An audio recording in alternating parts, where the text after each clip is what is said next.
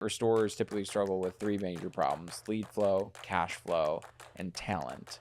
And what I want to dive into is your area of expertise, which is lead flow. Why do restorers struggle with lead flow that much? The reason why businesses fail, it's not because people don't know how to deliver on their products or services. The reason why that business will fail, it's not because Mary Sue is not great at baking cupcakes or not passionate about cupcakes. It's because she doesn't understand that she needs a phone to ring with opportunities. And I don't think it's different in our industry. They didn't work out how they're going to make the phone ring. Opportunities are going down. Not for my clients. I'm very blessed with that. My clients, I just talking to somebody the other day. She's on the second week of the second month of her second year, and she's about to sign $1 million project, 20 plus units that were impacted with water damage. MIT alone is close to 200,000, let alone all the other stuff. And she's about to hit her yearly sales goals in 1 month, 1 week, one job. That's right? awesome. And the people that understand the numbers, they either A, embrace it and work really hard to control their controllables, or B, they default back to this is too hard. Let me do SEO, let me do PPC, let me do all these other things that are outside of my control. And when they don't work, oh, poor me, the industry, it's because we haven't had a weather event. It's not about a weather event. 100%. Right? And we can go on and on that, but it's numbers. 100%. Yeah.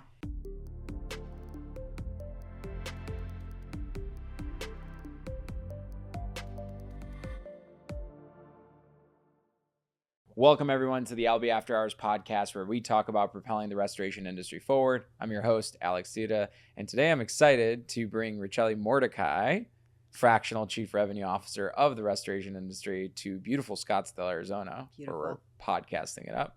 How's it going, Ricelli? Great. Thank you so much for having me. I was looking forward to escaping the winter in Utah, so this is perfect excuse to do work in a nicer Beautiful and sunny here. It is great. How cold was it up in Utah?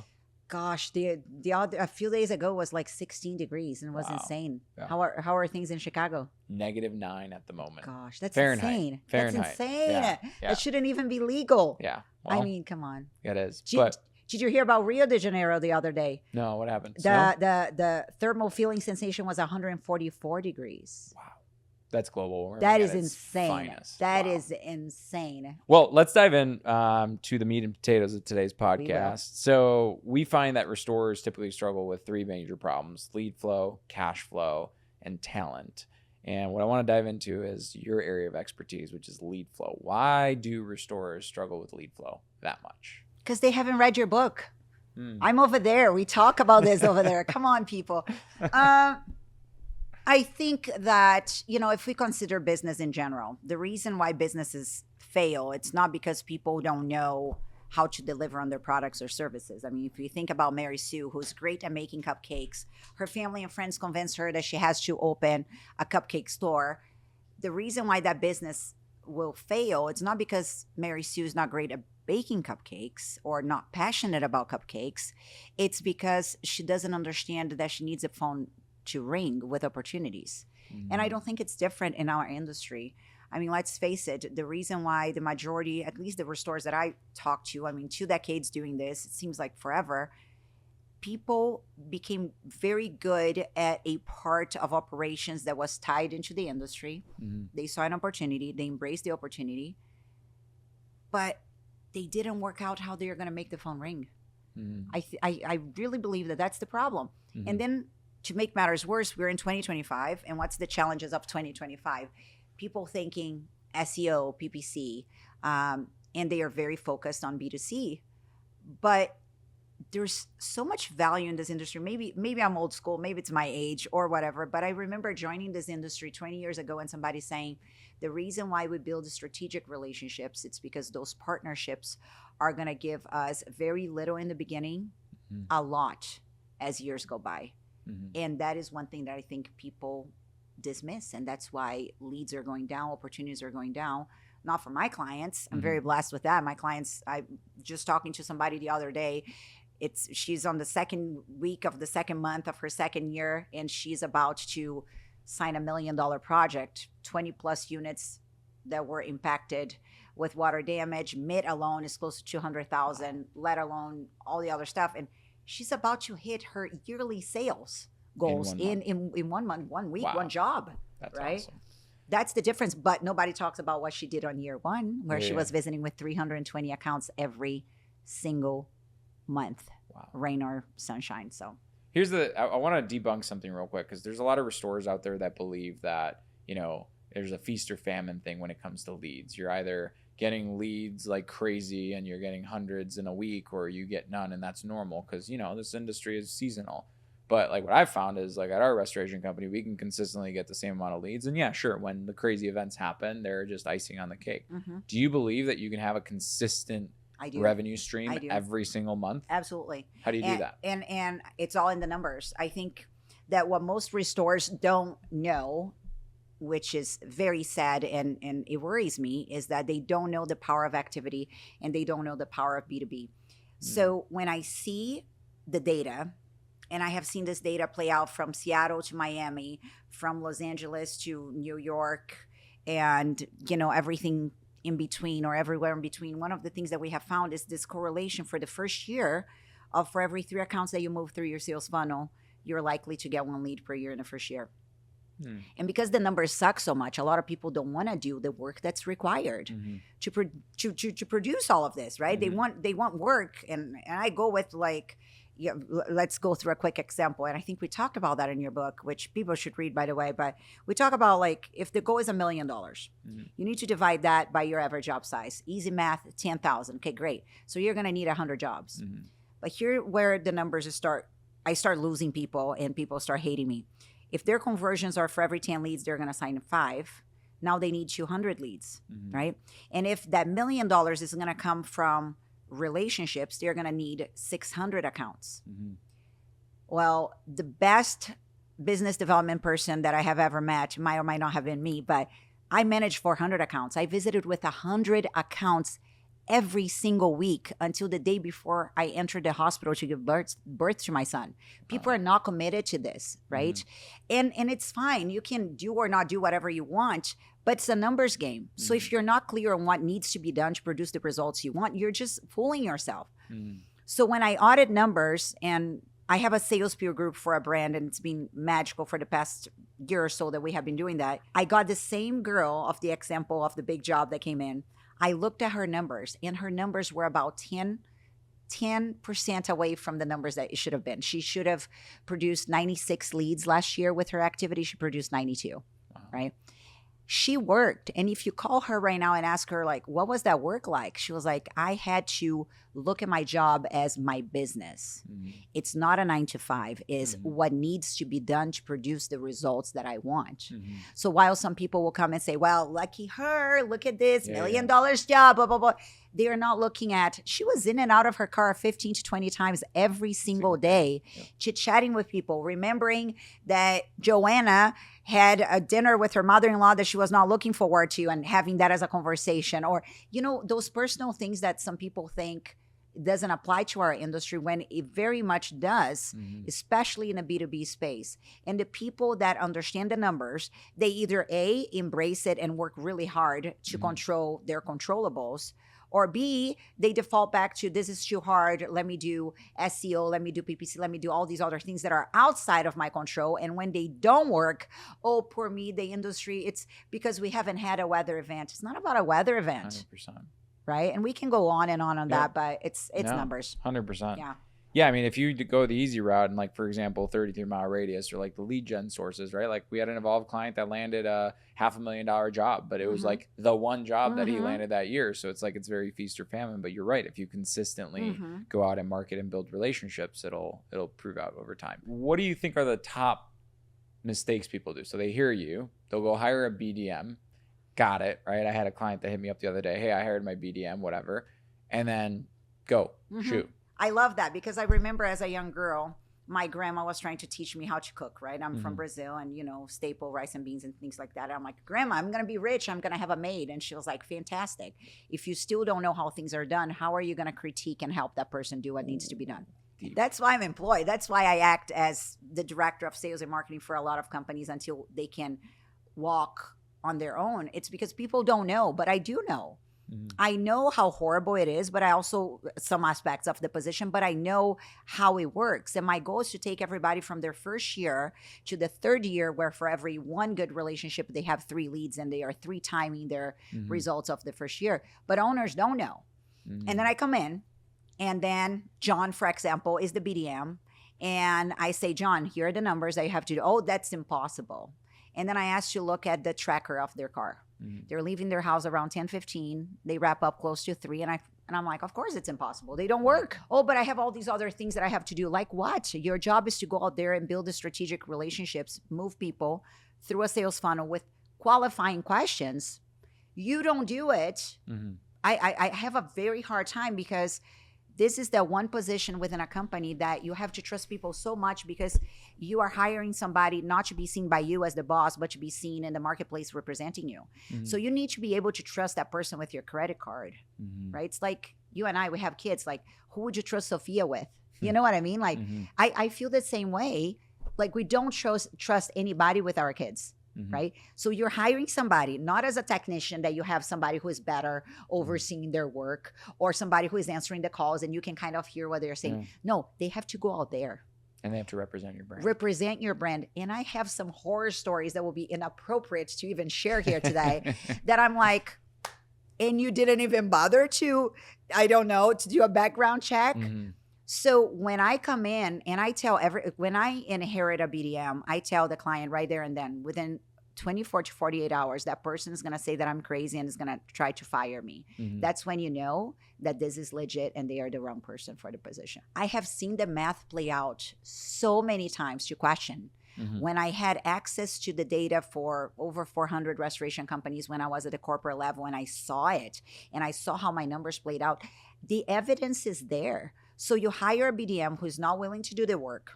They say it's impossible, but as an owner, you have never done the work yourself. You have no idea. So you sympathize. You're like, yeah, it must be hard and this and that. Yeah. And I think that's a problem. What's the winning formula? I'm a firm believer of like, give the information away for free and then charge for the implementation. I'll give the information for free all day long. We did it in the book. I love it. Perfect. So what's the winning formula? Let's just say the $1 million formula, right? You kind of mentioned it, right? But let's solidify it. Like, yeah. So I think that when you're hiring a BDM, the first thing that you need to do is, if you can't really justify the numbers, because that goes into cost of customer acquisition and percentage of what you're projected to produce that you want to invest back into this initiative, every BDM should have 300, at the very least 320 accounts that they are moving through the sales funnel. So winning formula, 320 accounts. Make sure that those 320 accounts are verified. Come on, people. How many of you guys are actually creating lists of people that are not likely to give you the work? You haven't even verified their address as a valid address for you to stop by. It sounds so basic. I feel almost like everybody should know this stuff, but they don't, right? They don't. Make sure that in your list are people that you want to get business from. If there's a particular carrier that you can't stand, do not put those agents on your list. If you can't stand working with plumbers, do not put plumbers on your list. But let's be very clear too of where the work is going to be coming from. So for the people that say there is no work out there, let me bring some information for you guys that can really shake up your world.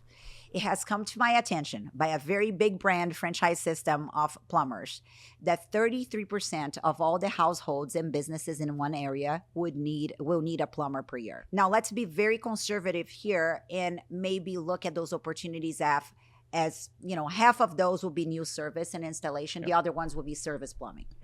Why do people call a plumber? Well, basically because they saw water where there shouldn't be any water. I call those WDPs, or water damage potential, right? So when you look at those numbers, then you're looking at easy math, 15%, 16 and a half, 15% of all the business and households in your territory will need your services, will have this water damage potential per year.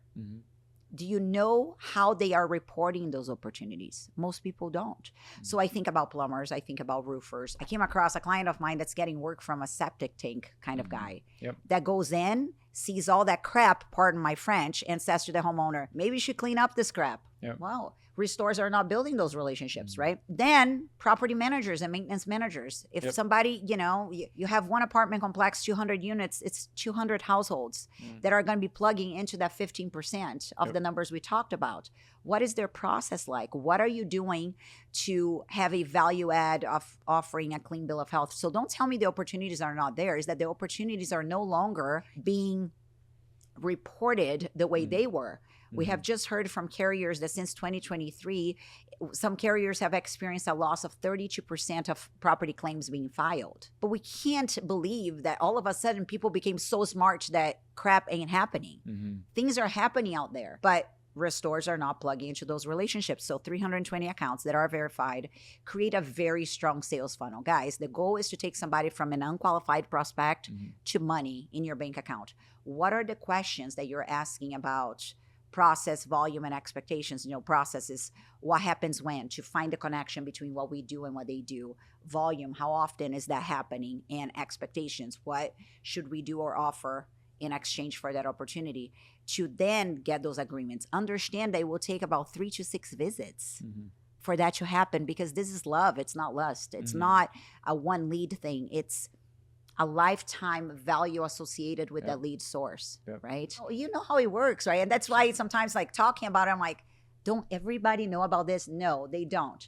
And holding your BDM accountable to what needs to be done when most don't want to do the work. It's monotonous. It is. It is. But how about the other side of it that I think it's fascinating? Sales is the average Joe's best chance to become the CEO of their own life. The harder you work, the more money you make. 100%. Yeah. You just need to find a person. So 320 accounts. How often is too often to be visiting them? How often is too not often to visit them? My magical number, the sweet spot for me, is every 4 weeks. Got it. So it comes out to what? Yeah. 15 to 20 stops a day, 5 days a week, exactly. 4-week rotation. Exactly. 4-week rotation. So then the inner child of me wants to say, okay, I'm a motivated BDR rep. Give me 1,000 accounts. Why would you not give somebody 1,000 accounts? And why would you not just open up the territory as the wild, wild west? Why do you have to assign accounts to people? Because it's foolish to think that you're going to grow a crop just by throwing thousands of seeds on the ground and never coming back to water them. It's foolish. And that is not how relationships are built. So no, it cannot be done. It's not going to happen. And that's why I say the max that one can do is 400. And I had one particular BDM that said to me, your number was 400, I will do 450. And he did work 5.5 days a week. He worked on Saturdays too. He identified accounts that were open on Saturdays to hit his numbers. Extraordinary individual. Later on, opened his own restoration company. Brilliant. I should have signed a contract to have royalties over that, but it's work. Was it somebody we both know? No, okay. No. But again, it's the work that has to be done, right? And this is not going to be, you're not going to build strategic relationships over email. Not going to happen. You're not going to build strategic relationships over the phone. And you need to be ready for the rejection, because here's a fun fact, guys. Plumbers only want to hear from people that are going to hire them. Insurance agents only want to talk to people that are going to buy insurance from them. And property managers and maintenance managers don't want to talk to anybody. So it's really about being the account manager, bringing those cheesy icebreakers. We created one this month that was like, roses are red, diamonds, violets are blue. If you have water damage, we've got you. And cheesy, right? But it gets people to say, wow, that's creative. Have a seat. Let's talk, right? And asking those questions, building that rapport. And whether people love you or hate you, to say, well, since I'm the account manager for the area, next time I'm around, can I just pop in and say hi? And you're going to see after 3 visits what actually that turns into. Because one BDM of mine, the first 3 months, I almost got convinced that there is no way in heck that she was going to get anything from insurance agents, especially the captive ones. Oh, we can't. We have to give 3 names. Oh, we can't because of this. Or we have to call the 1-800 line. Just in 1 week, she got 1 Farmers, 1 Allstate, and 1 State Farm. And I'm like, how about that? She was like, I know. You made me stick to the plan. I'm like, because I know how it works. We're dealing with people. Yeah, I don't want to let any trade secrets out, but our restoration company does 8 figures, and 80% of the revenue comes from insurance agents. So, yeah. And we get the same BS. You get hey, we're trained to call the 1-800 line, or hey, we got to give out 3 names, or hey, we don't recommend anybody, but you have to work through it. But recapping the magic formula then, the way I hear it's 320 to call it 400 accounts, 4-week rotation. You stop at them every single day, kind of cycle them through. What I think is important for people to note is create that constraint. Don't allow your BDM to just go all over the place. And for most of you listening to this podcast, in every single market, I would bet you there's more than that many agents. There's more than that many plumbers, property managers, stuff like that. Like, I think, if you were to like build a scraper, and I did a training with Octoparse where you can like build a scraper, but if you were to get data, there's probably 5,000 to 10,000 potential accounts that you can call on in any given market. So that means like you could literally have 6 to 10 BDMs pounding the doors and all of them talking to separate people. And before we made the mistake of allowing them to kind of go all over the place, and we realized like they would hoard, like 1,000 accounts in their name, but they would only touch these many, the ones. So it naturally happened that way. So it's good to give that depth to allow people to build the relationships. So, and the metrics of engagement too, how many owners are actually holding scorecard reviews with their team, but especially with the BDMs, with the ones that you don't see what they are doing out there, to look at the numbers. Yeah. Some of my clients, the base salary of that BDM is tied to activity. Well, that's what, yeah. And it should be. Yeah, I'm paying you a base salary for you to gather data for me, and I'm paying you the commission for the jobs that you brought in. Yeah. Have a conversation with them. How many are actually reading the report to know what people are doing? How many are looking at the data, at Albi, for example, of what they did in activity, to be able to say, okay, there's a correlation here, and let's see how these numbers play out. They are not. Yeah. They are not. And it's crazy because for me, yes, it's quality, not quantity in a sense, but it's quantity in terms of if you expect it to grow a crop, one seed is not going to take you there. 1,000%.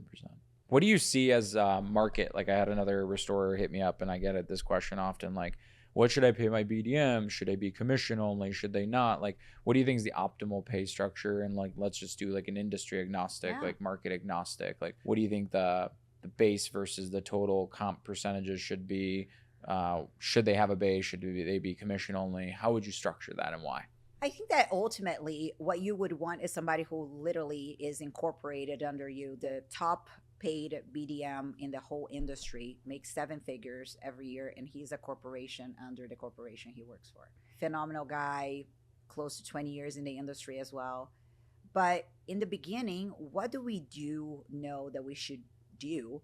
It's if you expect somebody to do $1 million and you actually work out the numbers and they make sense, right? 320 accounts is likely to produce 106 leads. With our current conversions, easy math, 50%, they're going to produce 53 jobs. And at an average job size of 10,000, that's 530,000. Then my question usually is, how much of that 530 do you want to pay as the cost to acquire that 530, right?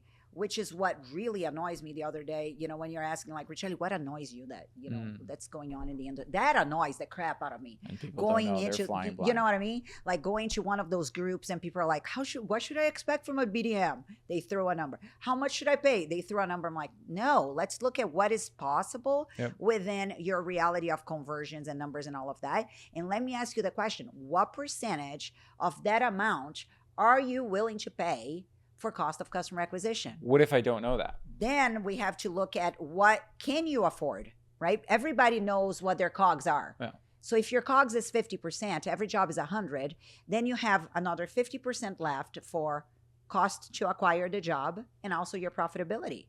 What are you willing to part with in terms of profitability to acquire the job? I have seen numbers that were as bad as clients working with me, 35%, because their ops numbers were so messed up that it was going to cost them 35 cents on the dollar to produce that dollar through that person, right? Okay. And I have seen somebody that we ended up not finding a match to work together, but he was on track of having this whole program cost him 237%. Wow. I mean, how do you do that math? Every job is 100% and it was going to cost him 237. So the person's not bringing it in. Right. It doesn't work. But the sweet spot for most of the people that I have worked with is that at some point they want to get you 10 cents on the dollar of cost of customer acquisition.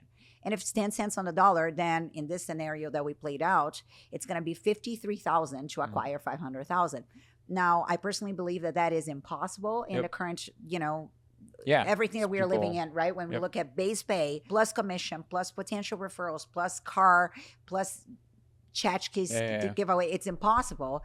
If somebody is only producing through the numbers, it's only going to be 530,000. In that particular case, I'll say, okay, it's going to cost you close to to 20. To 20%, right? To produce these numbers. When you're talking about like the pay structure itself, let's work out the basic ones, the ones that are easy for us to control. So for me, when I'm creating a compensation package, I'm looking at $1.50 per account per month, right? So 320 times $1.50 for that, plus 1.5% of the projected revenue. That is what I give my BDM as their marketing budget for them to do what they have to do the little icebreakers, to buy the box of donuts, or to do the lunch and learn. Then we have fixed costs for the driving to and fro to accomplish that. That's also part of that number that we have to find out over there. And then we can create a structure that matches the reality of your territory. Some territories can still in this country get away with offering somebody a $45,000 base. Some others will not get anybody for less than 65 or 70, right?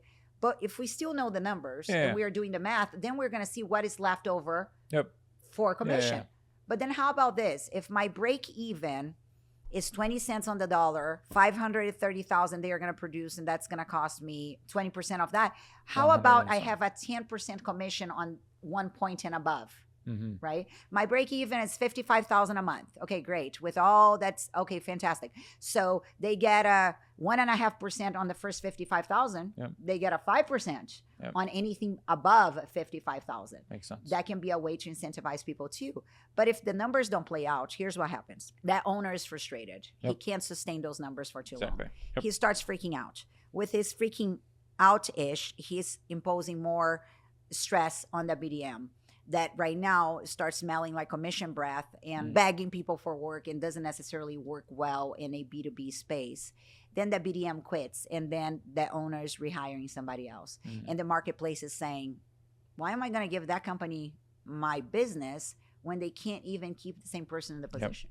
Exactly. That was lengthy. Did that make sense, or was that all over the place? Yeah. The way I summarize it in my head is like $45,000 to $70,000 base, call it, with I love the structure where you can create a win-win situation for the base to be like half of the earnings potential. I like so that. Like what I love doing is like 70, 140, and then back into the 140. Like if you're going to do 15% total, like in order to get 140, you have to bring in, call it about $1 million. I also will make the remark that I think, you know, and rightfully so, it's great, but you're more conservative on the numbers because you probably want to under promise and over deliver. But I know a lot of your clients have, you know, overhit these numbers, right? And the ratios, you know, that's the number one feedback that I get all the time, which is it's good to plan conservatively and blow the plan out of the water. But I've seen many people $750,000 to $1 million a year in their first year and knock it out of the park. So I don't like when people freak out, right? And I don't like when people kill potential. I usually say that frustration comes from having expectations of yourself and others that exceeds reality. And I have seen that. But I'm also the one, I told a client recently, I said, look, I know that we have a service agreement of 6 months. Here's what you need to do, and I'm canceling your service agreement right now. Not only you cannot afford me, the structure is not there for this, but we need to hire everybody and start from scratch.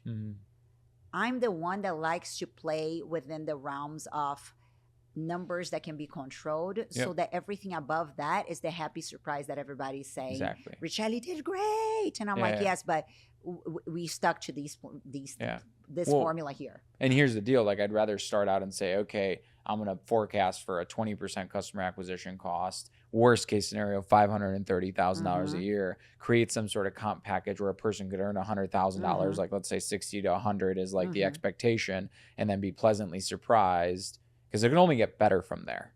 It's not going to necessarily get worse, right? Exactly. Like if you set the bar here, it's like hit this. Oh, great. The next year you can start iterating upon it and make it better and better. And you can find that, you know, maybe we can optimize our close rate, or, you know, maybe, you know, year 2 is always going to be better than year 1 if the person's doing the right thing. We can see if our estimating protocols are correct and if our average job size should be 10,000 or 15,000, like the new data for the industry.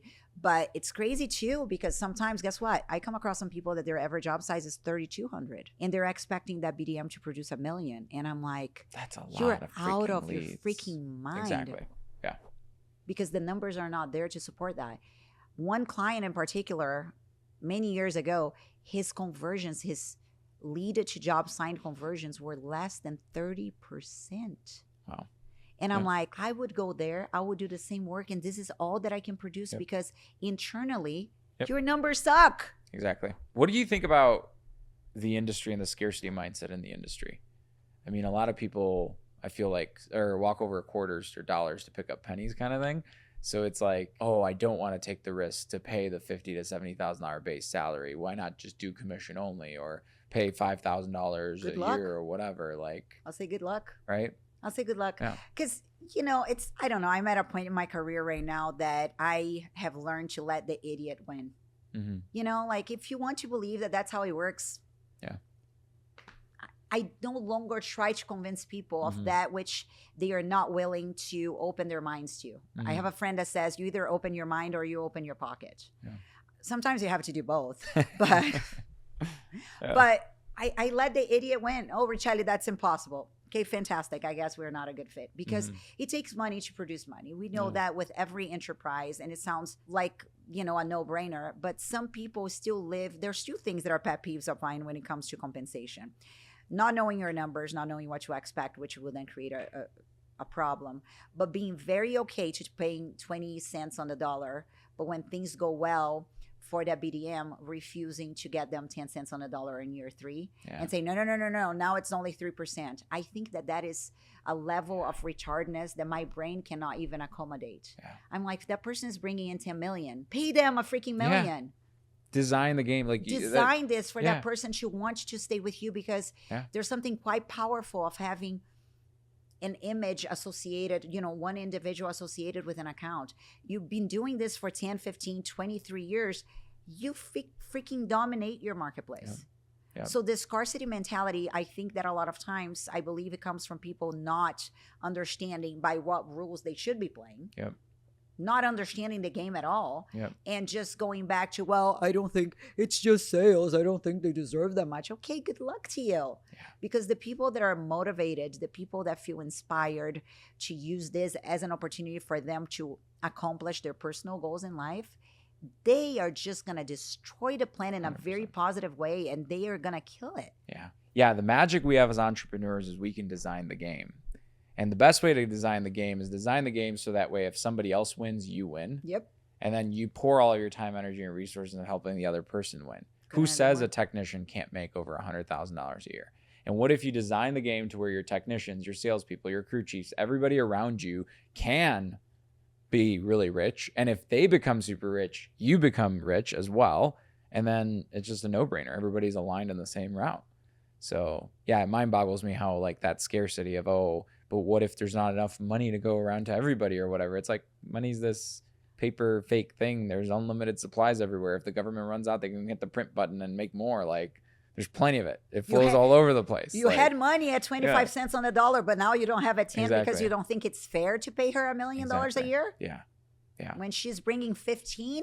Yeah. Come on. Yeah. And then they're going to leave. I mean, they're going to leave and start their own company. I mean, I invested in this company, you know, recently, and this operations guy, we both know him. I'm not going to mention his name, but he super passionate guy, like A+ player. You know probably exactly who I'm talking to or whatever. Went and asked for equity in the company and asked for a raise, and the owner literally laughed in his face. Like literally laughed in his face. He's like, all right, I'm done. Left. Started his own thing. I have to control my face right now because I know so much about that I'm like, okay. And it's like, right, it is like, what it is. But it's like, okay, so now it's like, it's not the person being a bad person for leaving your company and becoming your competition. It's your problem that you didn't foster an environment that could create that. That you didn't see that there's more to your potential of growth than limiting that person's ability to produce results. Exactly. I have a client, I don't do this often, but a client approached me a couple months ago and he said, Ricelli, I don't want you to consult for us anymore. I want you to be the CRO for my 3 companies. And I said, okay, I don't do this often, but let's look at what we're trying to create here. And after I have, you know, we have a good working relationship. I know the guy, but we are just moments away from signing the contract where I have a percentage of their growth. And why wouldn't I want to do that, right? Why wouldn't I want to get this guy? Because it's amazing years down the road when I see an old client of mine that last year did 92 million. I love that. And I'm like, I should have signed something on that to stay on. So create an environment where people can become their full potential and where they can see that their personal goals in life can be achieved at your company. And that is why people leave, because they don't see that they are valued. And I say that in my book all the time, but I say that, with the 4 personality types, the Doberman wants to feel important, right? And some people, it's really not about the overall money. It's that sense of like, this is part mine. I've created this. And the money becomes like a bonus on everything, right? And I think it is about money for a lot of us, because money doesn't buy happiness, but being poor certainly does not guarantee that you're going to be happy. So better be rich and wear Jimmy Choos. But when I think about it, I think about opportunities. Why are people not engaging on those opportunities? I think it's because some owners are so set on some philosophies that might have worked 30 years ago. And they might even feel like, well, but in my time, I didn't have this opportunity. Why do I have to produce this opportunity right now? Wake up. What do you want? So different. But that's the thing. Like, that's what people aren't understanding. Like, these people that have that mindset grew up during the Industrial Revolution, where you were rewarded for raising your hand and being a goody two shoes. There's a massive shift of wealth happening right now in America, and restoration's part of that. Absolutely. Right? Like, Jeff Moore and I were talking, and he's like, 10 years ago, a company doing like $12 million of revenue, probably about $2 million of EBITDA. Him and his dad went to go buy the company, and Jeff offered that company $1 million to buy that company. And his dad thought that was way too expensive, kind of thing. Right. So only 10 years ago, the concept of this business being worth only $1 million was funny. Right. And now that same business is worth 10, and we're just getting started. Right. So there's a massive shift of wealth happening to this place, and it's the best time to incentivize your top performers. Right. And, A+ players, golden handcuffs, the best thing that you could do as an entrepreneur. I would have invested in them. I would have invested in them, because you invest in people. Yeah. And when you know people, and in that particular example, names that will not be mentioned, you see how people work and how they operate. Yeah. And then you're like, why wouldn't I? Yeah. You see what people do from a perspective of an employee of an 8 to 5 that took so much ownership over what they did. 100%. Why? It's going to be amazing for them. Yeah. It's incredible. Yeah. They're on track for 1.5 their first year. So that's amazing. Yeah. That's really good.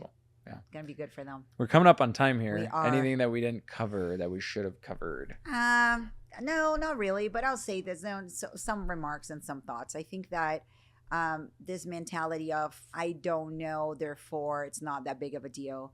Look at your numbers. Be strategic about your business. For a lot of owners, this is really shifting from what they offer as a product, right, a service for a company, to what am I trying to build, create, and what is the point of doing all of this.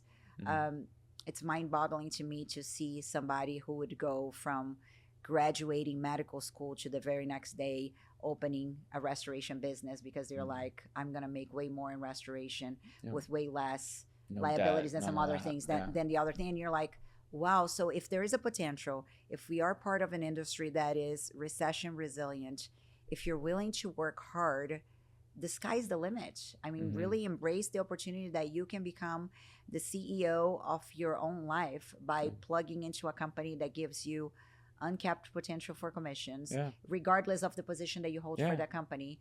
The harder you work, the more you produce. And I think that this is really appealing to people from seeing that their work will pay off. Yeah, 100%. And like, not everybody's designed to start their own business. There's entrepreneurs and there's intrapreneurs, right? And actually, like, people like my mom, they love that commission-based structure where they're their own boss. The sky's the limit, but they don't have to take on the risk of all the loans and all the headache and the cash flow issues and all that stuff. So absolutely. Awesome. Yeah, well, this was so awesome. Much. Thanks. Yeah, thank you for coming here. Cool. Where can our listeners find you? Considering that our listeners are mostly restoration owners, find me on Facebook. We can put the link for my profile here. Is the best way to actually actively connect with me. I've also learned that most of the people that work in this industry, though they have a LinkedIn that's managed by somebody else and an Instagram that's managed by they're active on Facebook due to resources like the ones that you have created and I have created, and creating that sense of community. So click on the link below and connect with me. Awesome. Great.